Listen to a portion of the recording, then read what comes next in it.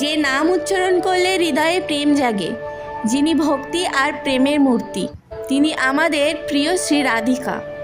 আজ শুনব তার অলৌকিক জন্মকথা। বহু বছর আগে বৃন্দাবনের নিকটবর্তী বর্ষণা গ্রামে বসবাস করতেন রাজা বিশ্বভানু ও রানী কৃত্তিকা। তারা ছিলেন ভক্তিমতী ও পরম ধার্মিক, কিন্তু তাদের একমাত্র দুঃখ ছিল তাদের ঘরে সন্তানের অভাব। দিনরাত তারা ভগবানকে প্রার্থনা করতেন একটি সন্তানের জন্য। অবশেষে তাদের অগাধ ভক্তিতে সাড়া দিলেন পরমেশ্বর। একদিন ভোরবেলা যমুনার তীরে রাজা বৃষভানু গভীর ধ্যান ও স্নান সেরে দাঁড়িয়েছিলেন।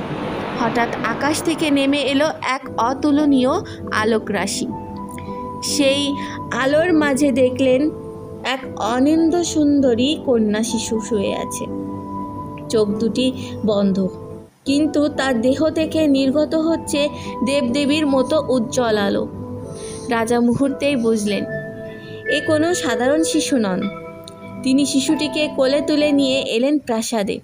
রানী কৃত্তিকা যখন কন্যাকে বুকে তুলে নিলেন, তখন তার হৃদয় ভরে উঠল মাতৃত্বের আনন্দে। সেই অলৌকিক কন্যাই হলেন ভক্তি ও প্রেমের দেবী শ্রী রাধিকা। শ্রী রাধার জন্মের সঙ্গে সঙ্গেই গোটা বর্ষণা গ্রাম ভরে উঠল আনন্দে। বৃন্দাবনের প্রতিটি বৃক্ষ, প্রতিটি পুষ্প যেন খুশিতে নেচে উঠল। আকাশ থেকে ঝরল ফুলের বৃষ্টি, পাখিরা গাইতে লাগলো মধুর সুর, গোপীগণ নাচতে লাগলেন আনন্দে।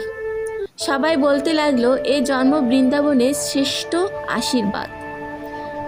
কিন্তু তখনও এক অলৌকিক রহস্য লুকিয়েছিল। ছোট রাধার চোখ দুটি কোনোভাবেই খুলছিল না। রাজা, রানী ও গ্রামবাসীরা চিন্তিত হয়ে পড়লেন। অবশেষে সেই রহস্যের উন্মোচন হলো যেদিন প্রথমবার নন্দলাল শ্রীকৃষ্ণ বাঁশি বাজালেন। সেই সুর শুনেই শ্রীরাধার চোখ দুটি ধীরে ধীরে খুলে গেল। সেই মুহূর্তে রাধা ও কৃষ্ণের মিলন হয়ে গেল চিরন্তনের জন্য। তখন থেকেই তারা পরস্পরের প্রেমে আবদ্ধ, যা আজও বিশ্বের সব ভক্ত হৃদয়ে অনন্ত আনন্দ ও ভক্তির আলো জ্বালিয়ে রাখে। শ্রী রাধা শুধুমাত্র একজন দেবী নন, তিনি প্রেম, ভক্তি আর সমর্পণের চিরন্তন প্রতীক। জয় শ্রী রাধে।